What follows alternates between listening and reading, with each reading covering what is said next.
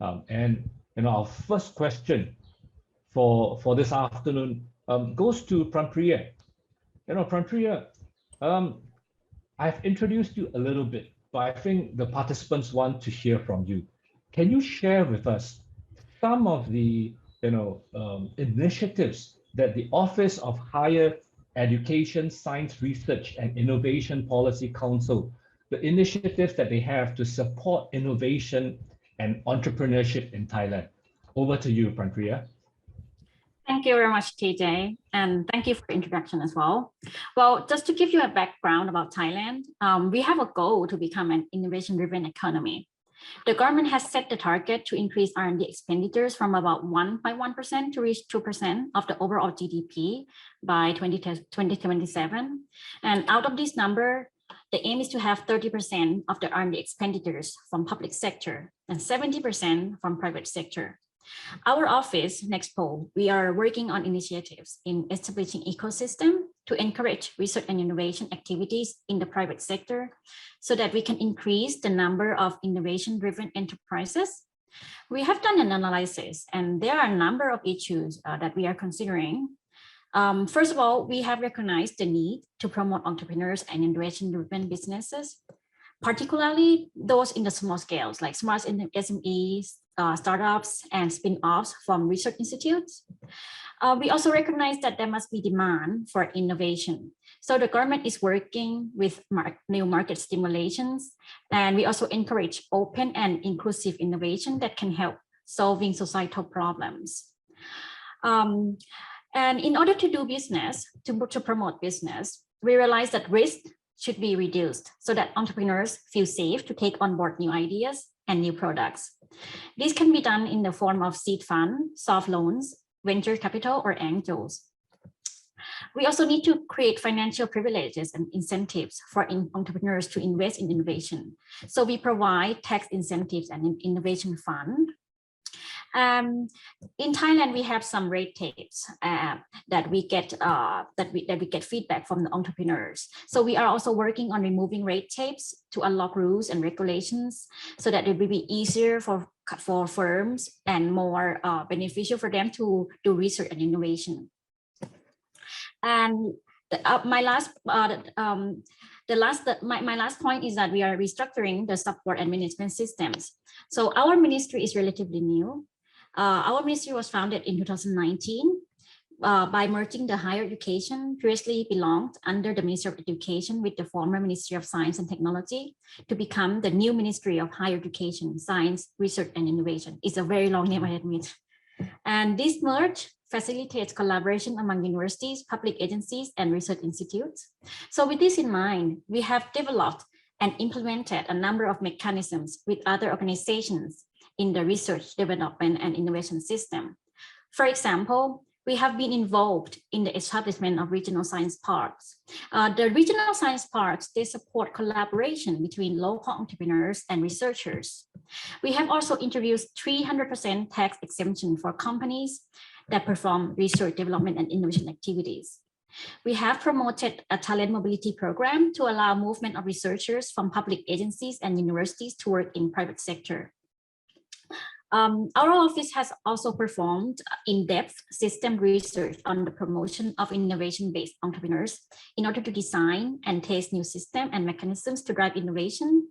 And based on the study, we have made recommendations in 3 areas: in finance, manpower, and infrastructure.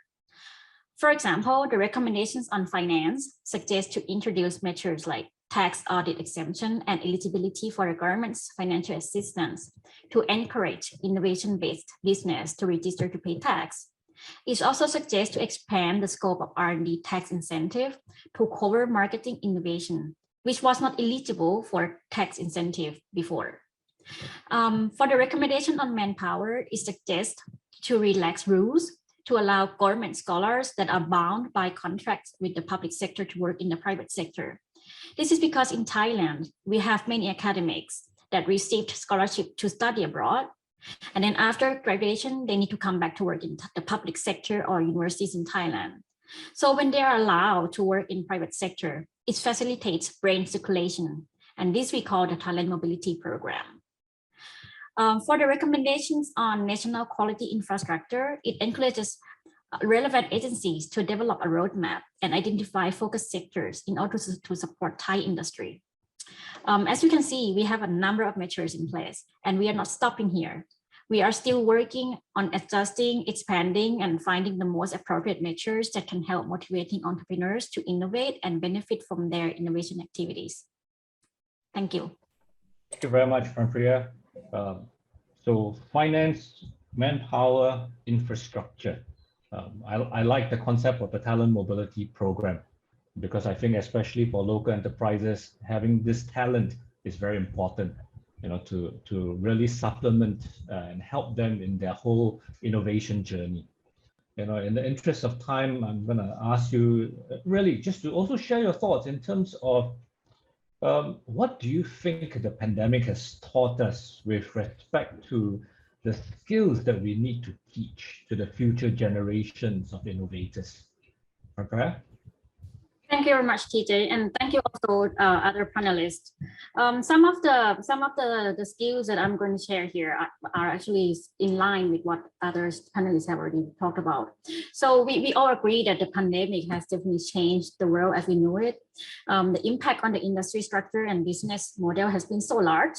Our work culture has also changed. Many of us are now working from home, including me, and I think most of you. This webinar is an obvious example from the impact of the pandemic. I mean, virtual events had already existed even before the COVID-19, but it wasn't that popular. We were not so accustomed to the virtual events like this, but now it has really become a norm. We have participants joining in from many countries, from different time zones. This wouldn't have been possible in physical events. So there are skills that we are learning, and there are skills that we need to teach our future generations of innovators after the pandemic. At the same time, the skills that have been affected by the pandemic have also been affected by technology disruption. There is a shift away from industrial workforce towards digital technology and automation. Robots, automation, and digital technology have been utilized more and more in the production process to increase efficiency and productivity. This technology shift is already happening, but COVID-19 is also an important catalyst for the industry to embrace this change even more rapidly. It has been estimated that in about 4 or 5 years, there will be 85 million jobs that are replaced by machines. But there will also be 97 million new jobs that are added. Last year, our office has conducted a survey on high-skilled workforce demands within the strategic industries in Thailand. The result shows that more than 170,000 high-skilled jobs will be added. And these jobs are, for example, data scientist, crop modeling analyst for agricultural sector, and digital marketing specialist for wellness and high-income tourism. The survey result also revealed that multidisciplinary jobs will be in high demand. Most of the future careers after the pandemic will likely be about digital technology, data, and automation. It will also be a combination of digital skills and human critical thinking that cannot be replaced by only technology. Apart from having specific knowledge and competency for like certain jobs, our future workforce should also possess skills that will help them adapt to whatever challenges that come along. The World Economic Forum have identified 15 skills for 2025 workforce.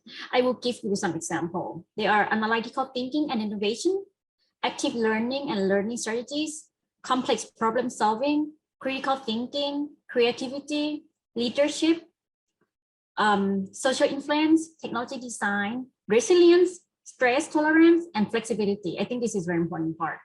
And reasoning, problem solving, and ideation, emotional intelligence, troubleshooting, systems analysis, and persuasion and negotiation.